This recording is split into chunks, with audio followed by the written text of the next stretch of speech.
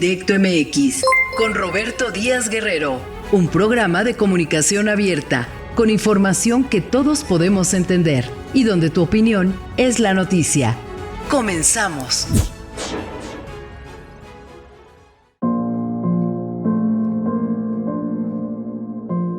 ¿Qué tal? ¿Cómo les va? Muy buena tarde. Bienvenidos a Claro Directo MX.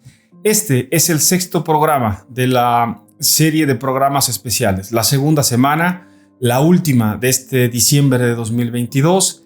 Y me da mucho gusto de verdad saludarles. Yo soy Roberto Díaz Guerrero. Les saludo con mucho gusto a nombre de todo el equipo de Claro Directo MX. Deseando que este pasado fin de semana, semana de Navidad, hayan tenido todos y todas pues un día agradable, un día cálido, un día familiar, un día de pues lo que significa finalmente la Navidad, la natividad. Que en todos haya renacido la esperanza y los buenos deseos y las buenas intenciones. Así que muchas gracias con ese ánimo tan renovado. Estamos ya aquí en este sexto programa de la serie de programas especiales que hemos preparado en esta recta final del año para todas y todos ustedes. El día de hoy vamos a abordar un tema complicado, un tema doloroso, un asunto preocupante, uno que nos significa a todos y a todas en México un enorme reto, un gran reto por todas las cosas que están pendientes por resolverse y todas las cosas que están pendientes porque cambien finalmente en el país, porque necesitamos que cambie. Necesitamos que haya un golpe de timón finalmente y no pinta fácil. No pinta fácil porque no estamos ante un problema en el que alguien pueda llegar y poner una solución, aunque eso se ofrezca mucho, por cierto.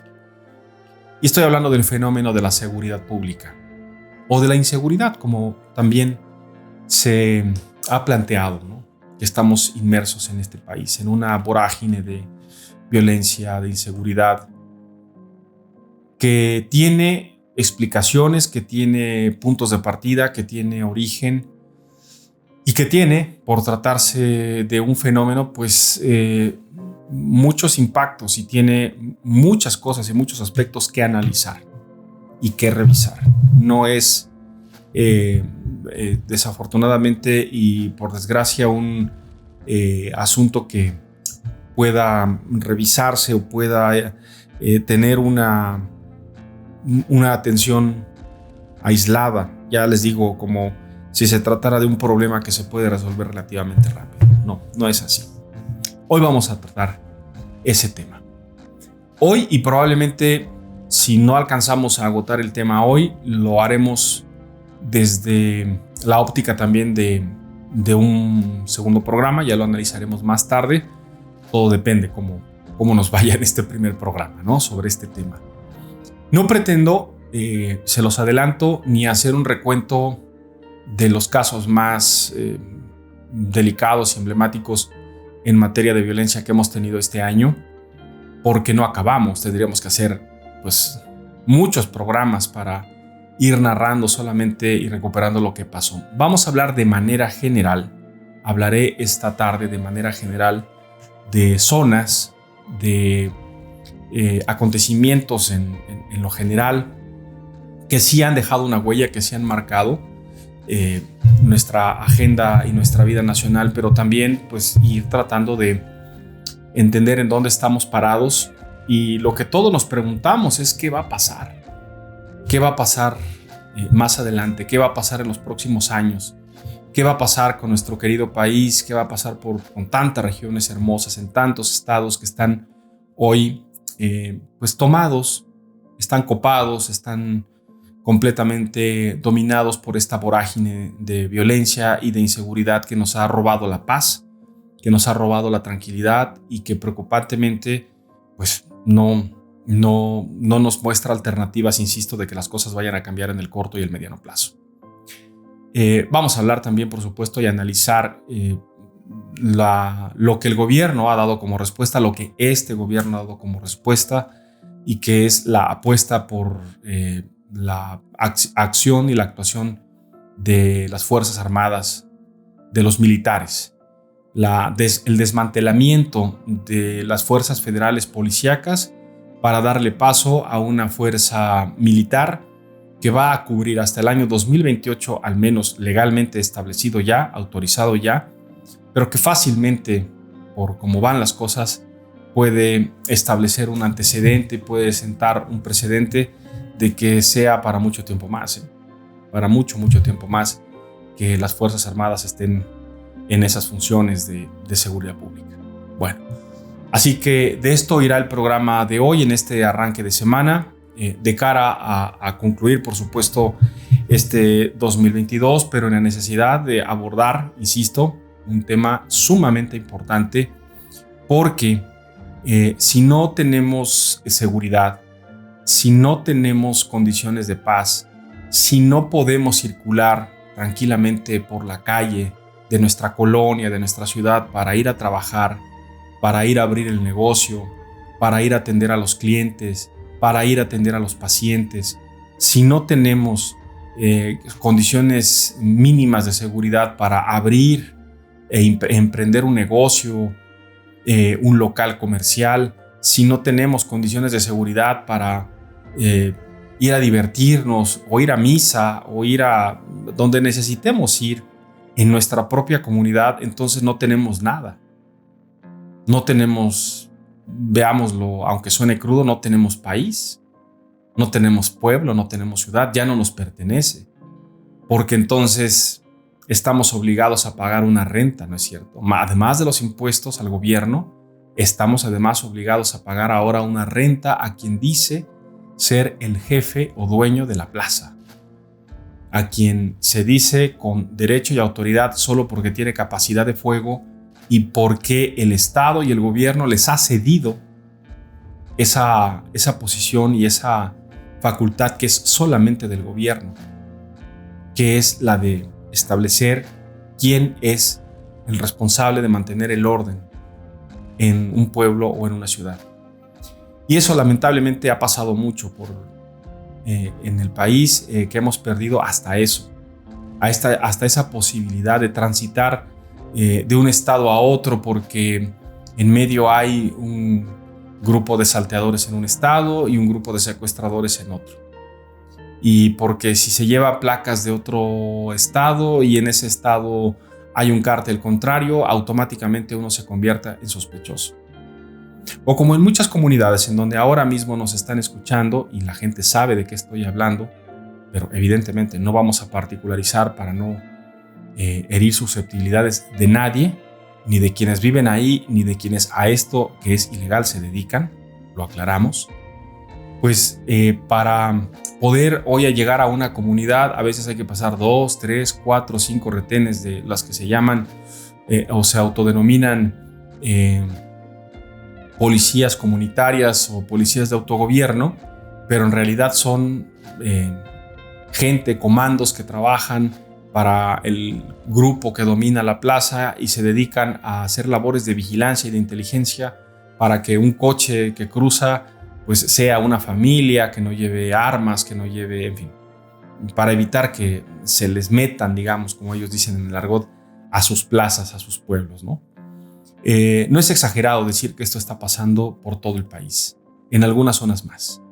Y esto nos lleva a entender todavía más la complejidad que tiene este asunto. No es uno que pase exclusivamente por la guerra entre los grupos que se disputan, pues esto, los territorios para el trasiego, la producción y la venta de estupefacientes, entendiendo por ello todo tipo de sustancias, ya no solamente marihuana y cocaína que se sigue comercializando, pero que ya no es incluso lo más importante que se vende y se comercializa y se produce. Ya estamos en otro momento de este problema y de este fenómeno, digámoslo así, claro y directo, siempre lo hemos planteado así. Esto es un fenómeno que tiene muy pocas posibilidades de solucionarse, por lo menos en el corto plazo, de inmediato, y que más bien apunta a ser algo que todavía va a dejar muchas heridas abiertas, muchas cicatrices en una sociedad como la nuestra, que en algún momento, aunque no se quiera,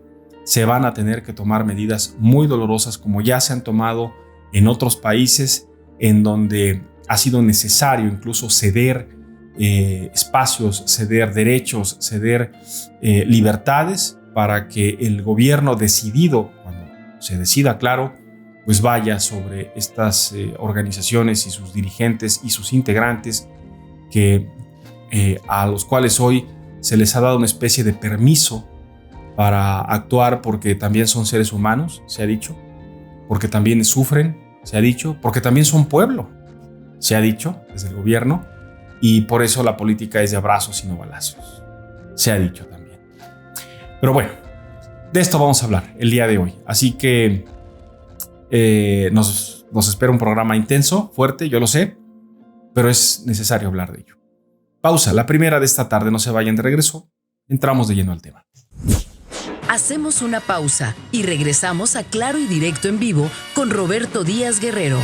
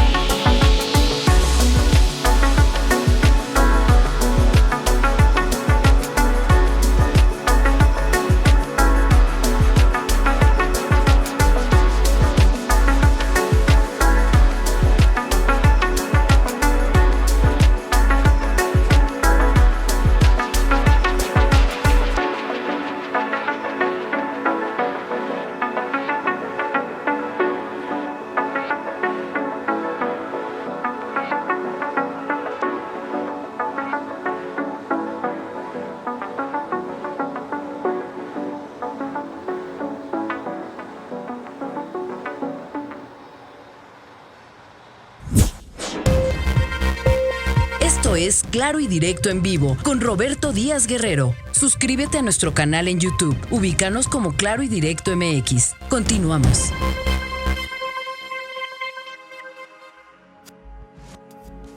Comencemos por el principio. Comencemos por entender y subrayar que el único que tiene el monopolio, la única instancia que tiene en México el monopolio de brindar y dar seguridad es el Estado. Entendamos también que cuando decimos Estado, nos referimos al gobierno en su conjunto, en sus tres niveles y en sus tres ámbitos. Nos referimos al gobierno que está integrado por el Poder Judicial, el Poder Ejecutivo y el Poder Legislativo. Y en sus ámbitos y en sus niveles también nos referimos al gobierno federal, al gobierno estatal y a los gobiernos municipales. Así está la estructura, como si fuera una T, permítanmelo, como si fuera una T, ¿no? El Ejecutivo, el Legislativo y el Judicial, y abajo como una columna que lo soporta el gobierno federal, los gobiernos estatales y los gobiernos municipales. Esa estructura, esa T, es la responsable constitucionalmente de brindar seguridad. El gobierno es el único habilitado legalmente para poseer una fuerza armada, una corporación armada, una corporación con facultades para, primero, hacer labores de prevención del delito, la policía preventiva. Después tiene la estructura de la Procuración de Justicia o las fiscalías y una fuerza también de investigación con las policías ministeriales que se encargan de hacer las investigaciones cuando un delito ya se cometió para entregarle pruebas o facilitarle pruebas al Ministerio Público, mismo que se encarga de cumplir la otra fase, que es cuando ya se cometió un delito, ya se hizo la investigación, presentar ante un juez a los presuntos responsables u obtener órdenes de aprehensión o de presentación contra presuntos implicados, y se complementa entonces la tercera fase, que es la procuración de justicia, la impartición de justicia, mejor dicho, cuando ya finalmente ha sido detenido un presunto o presuntos responsables y puestos a disposición de un juez para que con las pruebas recabadas un juez tenga a bien interpretar el delito que se cometió y aplicar lo que la ley dice. Ese es el proceso completo. De todo eso está encargado el poder del Estado. Desafortunadamente, este proceso que está establecido en la Constitución, está establecida en las facultades que tiene cada quien, se ha visto roto y se ha visto corrompido por la fuerza y el poder del dinero y también de la violencia y de la delincuencia. Hace 20 años en México había desde el gobierno un discurso que negaba todo. Negaba que en México hubiera un problema con los cárteles de la droga y el narcotráfico. Se decía que no, que ese problema estaba en Colombia, donde había pues, el cártel de Cali y el cártel de Medellín y el cártel de Pablo Escobar, ¿no? Y como si nosotros fuéramos un observador nada más del problema, nos brincaban y llevaban toda su producción a los Estados Unidos, que es donde está el mayor mercado de consumo en América Latina, o había el mayor mercado de consumo por el poder adquisitivo de los norteamericanos y por también, pues hay que decirlo tristemente, los malos hábitos, ¿no? Y entonces durante todo este tiempo el gobierno hizo como que no había problema y como que no pasaba nada y cerraron los ojos ante esta situación que estaba aconteciendo y negaron todo. Cuando las cosas finalmente fueron saliendo a la luz y nos fuimos dando cuenta que sí había cárteles, que estaba el cártel de Guadalajara y que se estaba formando el cártel del Golfo por allá por los años 80 y que se estaba organizando también el cártel de los Arellano Félix en Tijuana y que se estaba organizando el cártel de Sinaloa en el Pacífico, vino una postura distinta del gobierno, de los gobiernos de entonces, y nos dijeron que, bueno, pues sí había algunos, sí reconocían que había presencia, pero que era mínima y que además lo iban a controlar, ¿no? Que no íbamos nunca a llegar a un escenario de colombianización, dijeron. Nunca México, porque no hay condiciones, decían, porque aquí hay Estado de Derecho, porque está el ejército que tiene control en todos lados. Y a 20 años de distancia, amigas y amigos, lo único que no ha sucedido aquí en México es que no hemos llegado todavía a un nivel extremo de atentados explosivos como los hubo en Colombia, en el que Pablo Escobar llegó a poner bombas en aviones, o llegó a volar coches bomba cada que quería lanzarle un mensaje al gobierno y mataba a decenas de personas inocentes. Eso no lo hemos visto en México y esperemos nunca verlo, aunque ya ha habido expresiones en ese sentido. No lo perdamos de vista. Ahora bien, el tema aquí es que no hemos llegado a eso, pero estamos peor, mucho peor de lo sucedido en Colombia en estos últimos años, porque la guerra, porque el combate entre estos grupos dedicados al narcotráfico se ha extendido por casi todo el país y han tenido a bien estos grupos de sentar las bases de su fuerza y su control a partir del despliegue de una ola de violencia nunca antes vista en México, sin precedentes en México. Para tener una cifra en dónde estamos parados en este momento, en los 4 años que va de administración del presidente López Obrador, hay una cifra cuestionable y cuestionada, pero es la cifra que ha usado, el parámetro que ha usado el gobierno actual para medir cómo va el tema de la violencia y la delincuencia en México. Y es el número de homicidios dolosos. Es del número de personas que han perdido la vida de manera violenta, que han sido asesinadas en un hecho violento y que por tanto se han levantado un acta y registrado esa muerte y para tener con ello un parámetro de cómo están realmente las cosas en el país. Bueno, pues ese número, en números cerrados, en cifras cerradas, ya supera los 100,000 en 4 años. Y con ello, durante el periodo de gobierno de este gobierno, de 4 años ya, se perfila para ser el gobierno con el mayor número de homicidios dolosos de la historia, con cifras que van por encima de lo que han dejado incluso conflictos armados, guerras entre dos países como Rusia y Ucrania, o como conflictos armados importantes en Irak o en Afganistán, en donde pues no es menor lo que ha sucedido, pero es tal la barbarie y es tal la violencia que hay en México que ya superamos en números lo que está sucediendo en esas zonas. Y eso es lo preocupante. Y es lo preocupante porque a 20 años de distancia, entendiendo que los gobiernos de entonces, los gobiernos esencialmente priistas, negaron una y otra vez el problema, en esa negativa lo que hicieron fue permitir que la delincuencia, permitir que la actividad del narcotráfico, pero que también con ello abajo la estructura de los delitos menores fuera creciendo y se fuera fortaleciendo. Y como si fuera una mancha de humedad, se le fuera metiendo a las policías, permítanme por favor el término, como una humedad de estas agresivas, de aguas salitrosas, que se le meten a los muros, y al ratito vamos viendo en el muro que está una humedad subiendo y una cosa blanca que se va pintando, que es el salitre, que es el mineral que va subiendo junto con el agua que va chupando el muro, que lo va debilitando, que lo va haciendo más frágil, pero que además le deja esta marca, ¿no? Esta marca de humedad, esta marca de salitre.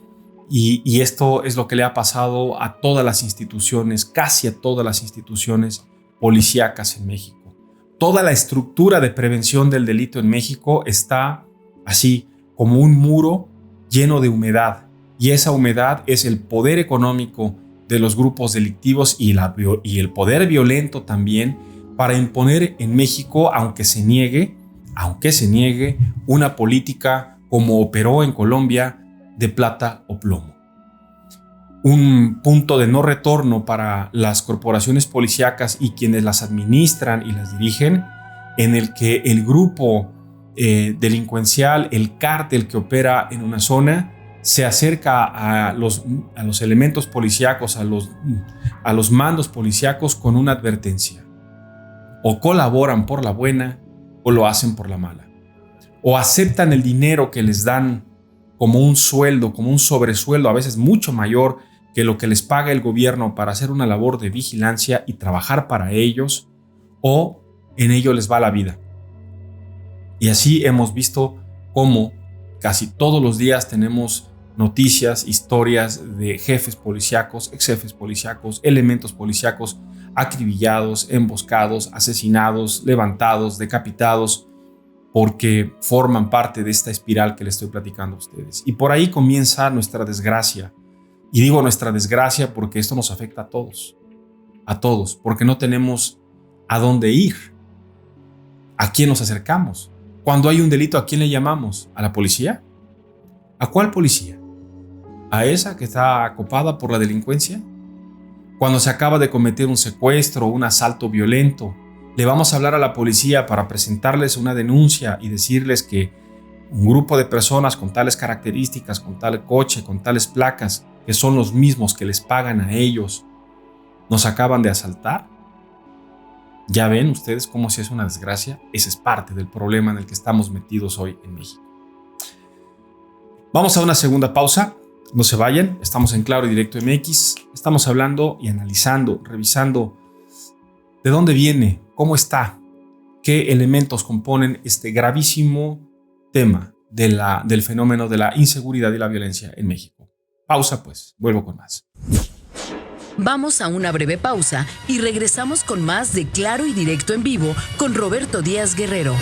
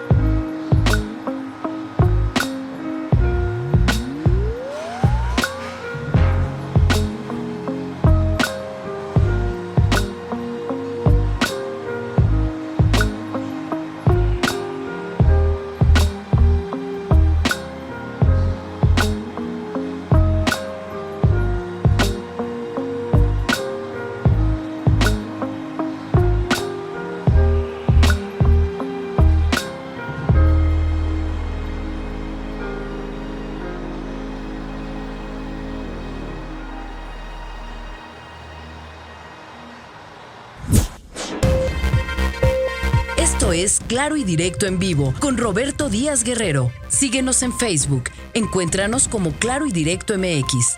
Continuamos.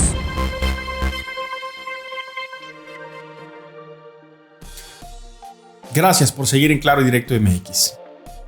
La otra gran desgracia, el otro gran problema que tenemos en México es que este fenómeno que requiere atención seria, diagnósticos profundos, serios, duros, sin matizar nada, porque no se necesita engañarnos. El gobierno no necesita construirse escenarios falsos, al contrario, necesita tenerlo lo más claro posible para aplicar las medidas más eficientes posibles a un problema como este, como el de la inseguridad, o a un fenómeno como este, como el de la inseguridad y la violencia. Pero no, estamos muy lejos de que haya diagnósticos claros. Lo que tenemos, lamentablemente, son ocurrencias. Y lo que tenemos también, lamentablemente, son imposiciones de ideas aisladas, en donde poco contribuye a que se aborde el fenómeno de una manera más eficiente, como se abordan los fenómenos. Lo hemos dicho varias veces en el programa. Si ustedes nos siguen, seguro ya lo escucharon, pero vale la pena volverlo a explicar, incluso con más calma y más detenimiento, por qué me refiero al tema de la seguridad como un fenómeno y no como un problema. Los problemas tienen solución, los fenómenos no. He puesto en varias ocasiones el ejemplo de un huracán o de un sismo. Ambos son fenómenos naturales. Uno hidrometeorológico, un huracán. El otro es un fenómeno geológico, movimiento de tierra. Díganme ustedes si hay una solución para un huracán o una solución para un sismo. No lo hay. No hay forma de darle una solución. Primero porque no sabemos cuándo va a suceder. No sabemos de qué tamaño va a ser el problema y cuántos daños va a ocasionar. Y además, es una expresión natural. Así pues, estamos a expensas de eso, de qué tamaño va a ser el impacto o de un sismo o de un huracán. Y lo que sí podemos hacer los seres humanos es tener conciencia de que va a suceder, de que es probable que vaya a suceder y hacer cosas al respecto. ¿Qué cosas puedo hacer al respecto? Bueno, si yo vivo en una zona que tiembla mucho y que es evidente que va a seguir temblando y que en cualquier momento puede venir un sismo muy fuerte, no puedo construir mi casa con materiales endebles, no puedo construir mi casa sin la asesoría y el asesoramiento técnico de especialistas que me digan: debes de construir hasta 1 o 2 pisos máximo con estas características y con estos materiales para que tu casa soporte un sismo importante de magnitud 9 o etc. Igual con un huracán. Si vivo en una zona donde pegan los huracanes, pues debo tener una zona para refugiarme, debo tener una reserva de agua, de comida, etc. Porque sé que cuando pega un huracán, eso ya lo sabemos, puede haber escasez de energía eléctrica y por tanto escasez de agua, y entonces es necesario que tenga yo una reserva. Esas cosas son las que se pueden hacer frente a un fenómeno.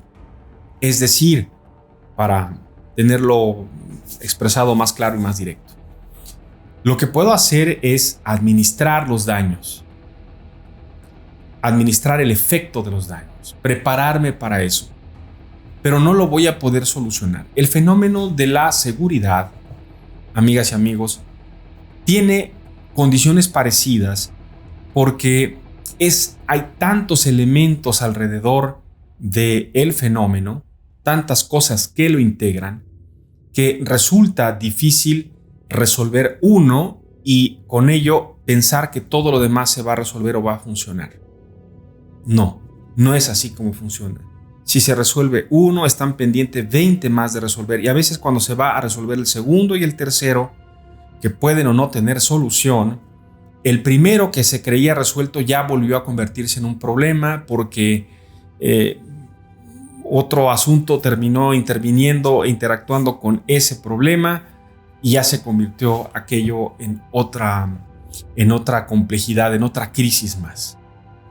Así pues, lo que se necesita en México, ya les digo, es un diagnóstico y abordar el problema como fenómeno, no como problema, mucho menos como un asunto político. Y por ahí regreso al análisis de cómo comencé este bloque sobre este tema analizando que nuestra segunda desgracia, además de la primera, que ha sido este avance, esta penetración que han tenido las fuerzas policíacas por parte de la delincuencia en todos los niveles, incluido el ejército mexicano, la otra parte de la desgracia radica en que, siendo los representantes, es decir, los gobernantes en turno del ejecutivo, del legislativo o del judicial o del gobierno federal, de los gobiernos estatales y los gobiernos municipales, siendo exclusivo de ellos como representantes e integrantes del Estado, representantes del Estado mexicano, los que tienen el monopolio para garantizar la seguridad, para dirigir, ordenar, operar y coordinar a las fuerzas policíacas, son ellos los que tienen esa capacidad y esa responsabilidad.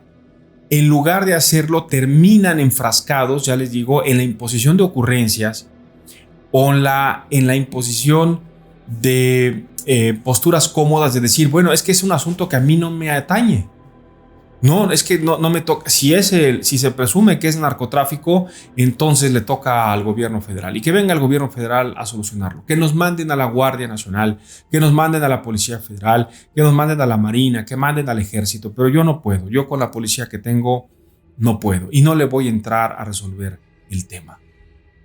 Pero además, si en el interior de un estado, por ejemplo, el gobernador es morenista y el de la capital es panista y el del pueblo vecino es priista y llegamos a esos terrenos, entonces estamos todavía en un escenario peor. Y ese peor escenario es que el asunto ha terminado politizándose. Peor aún, partidizándose. Y eso es lo peor que le ha pasado también a México. Por eso estamos tan retrasados y tan atrasados, porque cuando el tema tiene que analizarse en el Congreso, por ejemplo, para revisar las facultades de los cuerpos policíacos, las facultades de los estados, las obligaciones que tienen los gobernadores estatales, las obligaciones que tienen los cuerpos policíacos, todo termina en un tira-tira de acusaciones, pero no de revisión de qué es lo que está funcionando mal de fondo. ¿Y qué se tiene que hacer para arreglar ese problema de fondo? Miren, un ejemplo práctico.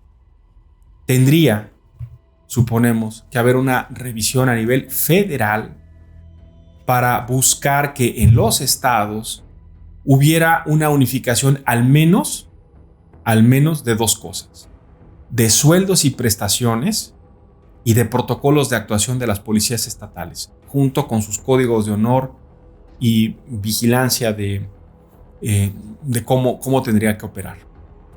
Tal cosa que suena aparentemente fácil, caramba, pues que se pongan de acuerdo, ¿no? Resulta imposible siquiera de plantearlo, primero porque el gobernador de lo que me digan, del estado que me digan, el de Chihuahua es panista y no está de acuerdo si el presidente es morenista, y el gobernador de Durango pues a lo mejor está a medias y a medias no, porque es priista, y así. ¿Me explico? Esa es la otra desgracia en la que estamos metidos con este problema. Y miren que no hemos llegado a analizar todavía la esencia y la base de por qué es que funciona la delincuencia como funciona. Estamos en la parte de revisar de manera muy general, por cierto, cómo el Estado, el gobierno en su conjunto ha fallado y sigue fallando en todo lo que sí le corresponde hacer. Tengo que ir a una siguiente pausa, pero en la siguiente, el complemento de la desgracia, digamos, es todavía peor ante el escenario garantizado de que se van a terminar aventando la bolita, pero, peor todavía, se van a terminar echando la culpa de lo que hizo el de atrás. Y así sucesivamente, garantizado. El que llegue, que habrá llegado con las promesas de ser la panacea de la solución, terminará en las primeras de cambio tirándole la culpa al que se fue, porque dejó un tiradero, como si no lo supiéramos, ¿verdad? Pausa, regreso con ello. Hacemos una pausa y regresamos a Claro y Directo en Vivo con Roberto Díaz Guerrero.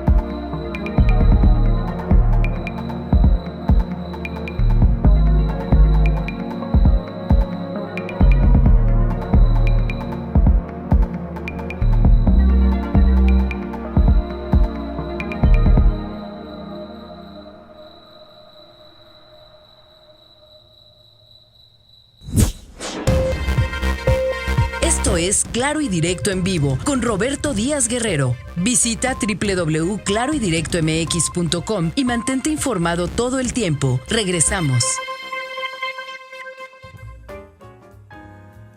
Gracias por seguir en Claro y Directo MX. Estamos en este séptimo programa de la serie de programas especiales de fin de año.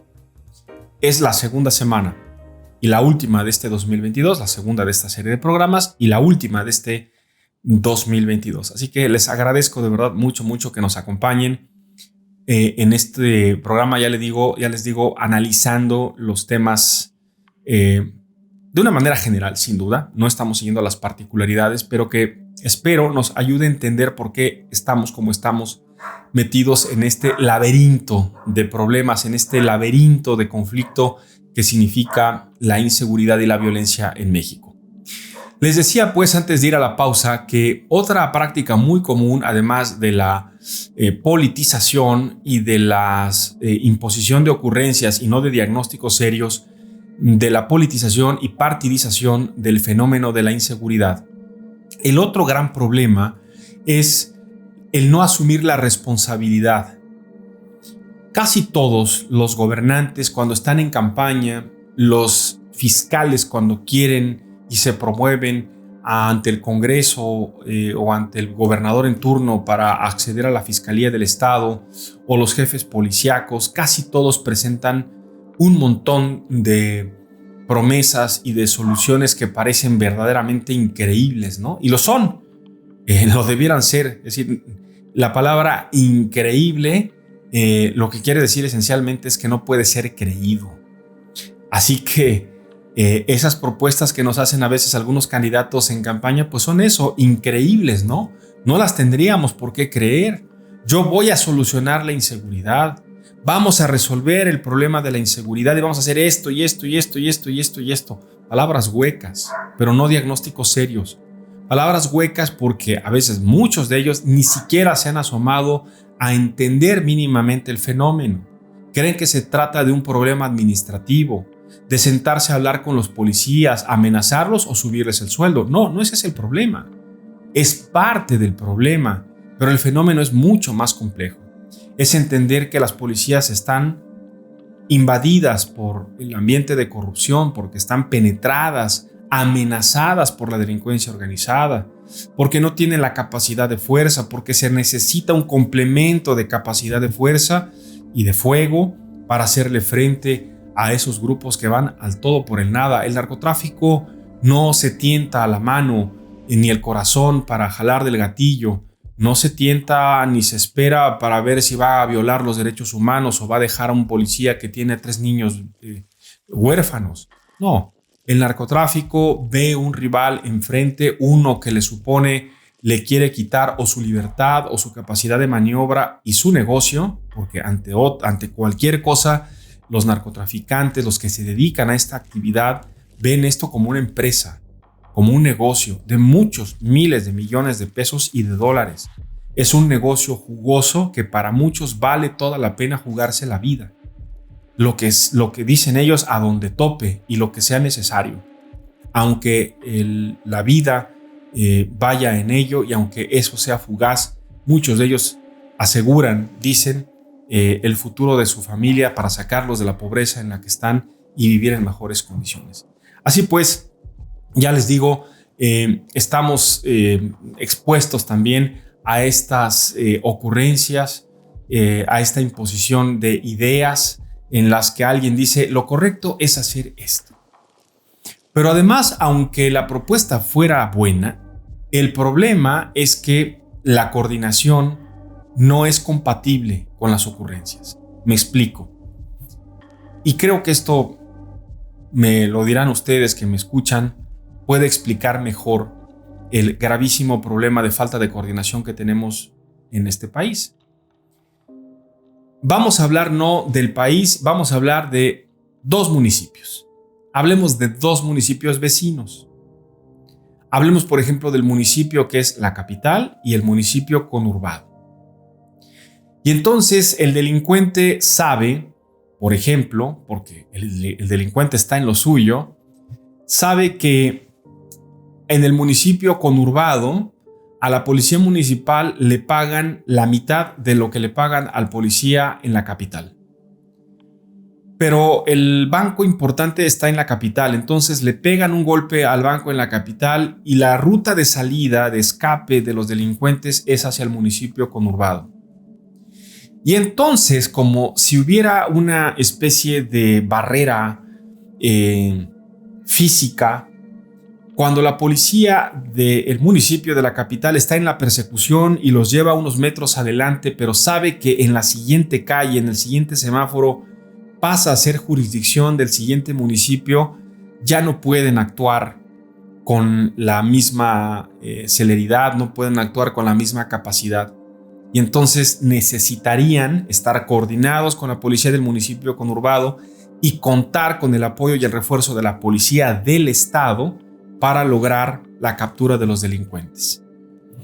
Pero da la casualidad que si los delincuentes planearon huir allá porque esa policía está bajo sus órdenes, lo más seguro es que esa policía les permita huir y esconderse, mientras la policía estatal intenta probablemente acercarse y por ahí a lo mejor la Guardia Nacional o la Policía Militar o la Policía Federal, en fin, se acercan también a la zona, normalmente llegan tarde porque no es su labor ni es su especialidad patrullar, llegan a darles búsqueda y es entonces cuando vemos esos operativos de sirenas prendidas por todos lados que van y vienen y los delincuentes tienen ya una hora que han llegado a la casa, se han echado un baño, se cambiaron de ropa y salen a la calle unos caminando, otros en bicicleta, y observan el operativo que hay de patrullas por todos lados, con sirenas, helicópteros volando, buscándolos a ellos, mientras ellos están observando cómo la policía hace ese show inútil.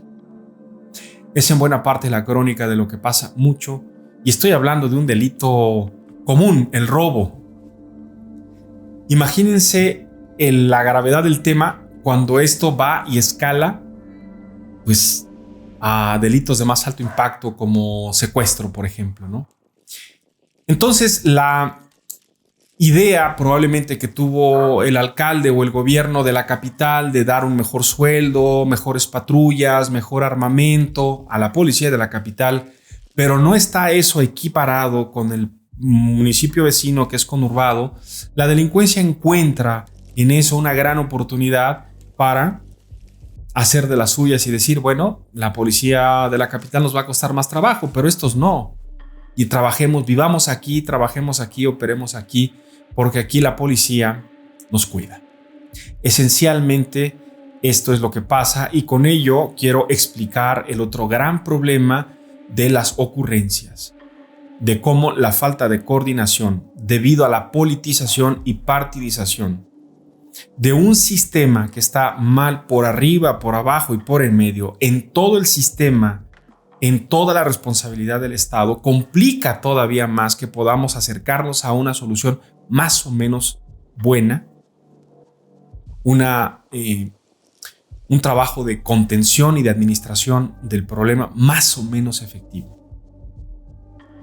Y cada sexenio, si nos vamos a lo que se le ocurre al gobierno federal, al presidente en turno, cada sexenio el presidente en turno se inventa algo, producto de los consejos que le dan sus asesores, su gabinete de seguridad, y se inventa algo.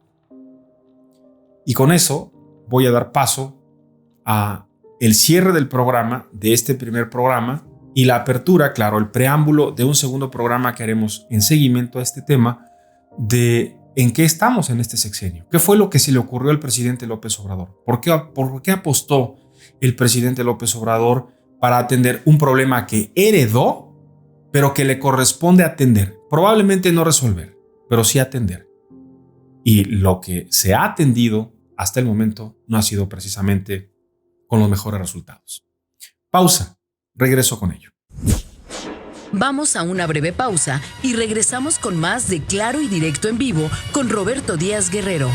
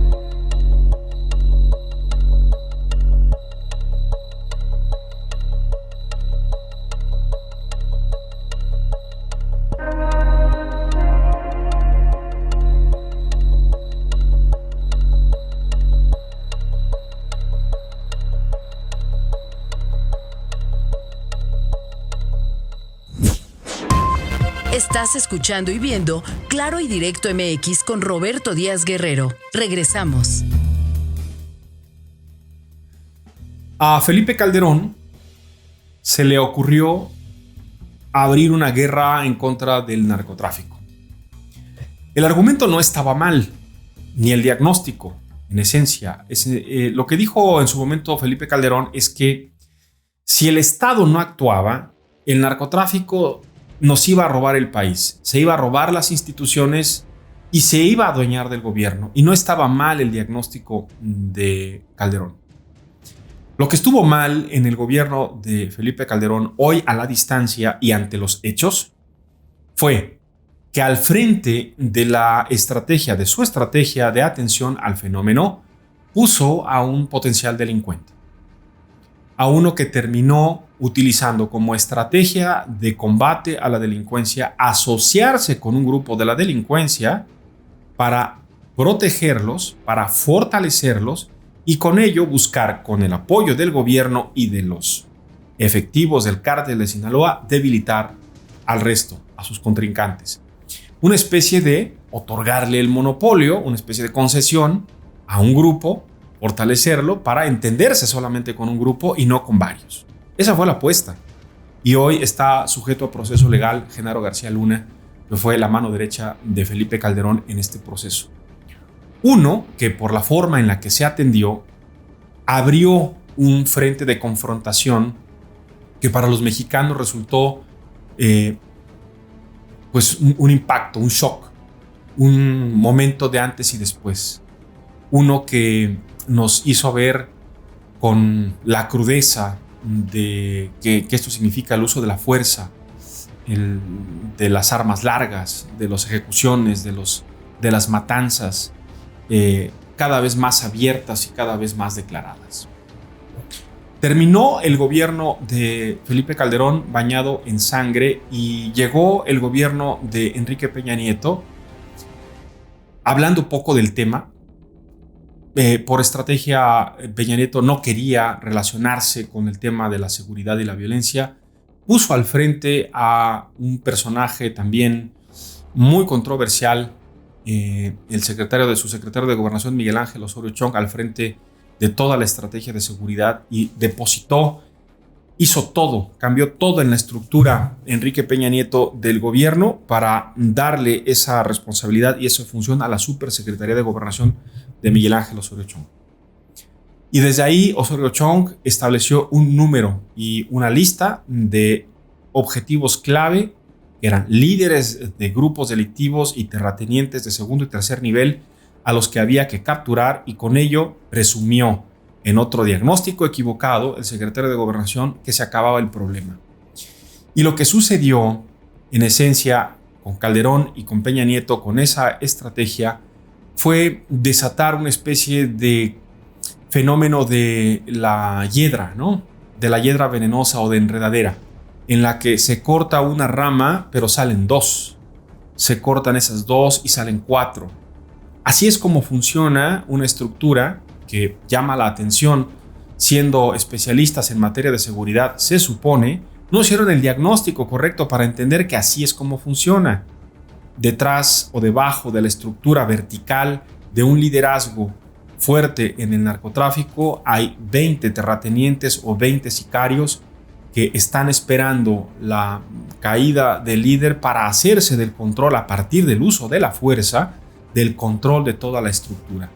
Lo que ha sucedido de Calderón a Peña Nieto es un proceso de pulverización de las grandes organizaciones. Las grandes organizaciones del narcotráfico que tenían uno o dos liderazgos muy bien definidos terminaron después de las capturas del Chapo Guzmán, de los Arellano Félix, de el Señor de los Cielos, de los Carrillo Fuente, de los García Ábrego en el Cártel del Golfo, el surgimiento de otras organizaciones.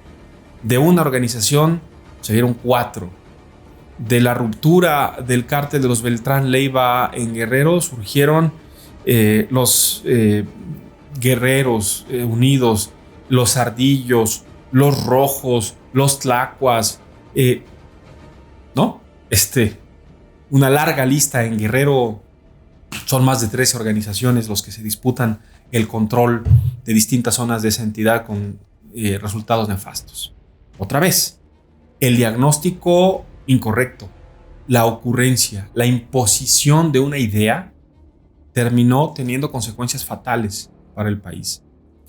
Se va Peña Nieto con números muy malos, peores incluso que los de Calderón, que ya eran muy malos, y llega un presidente muy popular, muy querido, Andrés Manuel López Obrador, con una idea y la imposición de su visión. Y su visión es: no puede más el ejército estar en la persecución y en las masacres. No es más el Estado el responsable, no será más el Estado el responsable de ello. Y anuncia en primera instancia que el ejército va de regreso a los cuarteles y el gobierno se dedicará a atender a través de los programas sociales a los más pobres en las comunidades y a los jóvenes para evitar que estos vayan a engrosar las filas de la delincuencia. Esa es en esencia la visión del presidente López Obrador, en esencia. A eso después el presidente lo aderezó con el abrazos no balazos, y esto tan cuestionado de que no hay que matarlos a los narcotraficantes porque también son seres humanos, etcétera, que ha tenido una interpretación probablemente equivocada aún dentro de los grupos de delincuencia, que han sentido en las palabras y en la actitud del presidente una especie de patente de corso, de permiso, pues, de derecho a hacer lo que se les pegue la gana, porque saben que el gobierno no va a ir detrás de ello, o al menos así se interpreta, sin que esto así suceda realmente en la realidad. Pero esta otra estrategia de bajar un poco la guardia, de mandar el mensaje de que se porten bien y que los van a acusar con su mamá, que también fue algo que en algún momento dijo el presidente, no ha dejado precisamente los mejores resultados, que están reflejados en el incremento de la violencia, en el surgimiento y en el empoderamiento de estos grupos que de plano se han, insisto, apoderado por completo de gobiernos municipales, de gobiernos estatales, ya no digamos solo de la policía. Hay regiones completas en las que esto es una realidad y en los que la gente y la población ha decidido tomar una actitud de decir, bueno, pues hasta más seguros estamos de que sean ellos los líderes de un cártel o de un cártel regional o local, los que tengan el control del pueblo y del gobierno, porque las cosas están más o menos tranquilas. Si no te metes con ellos, vives más o menos en paz.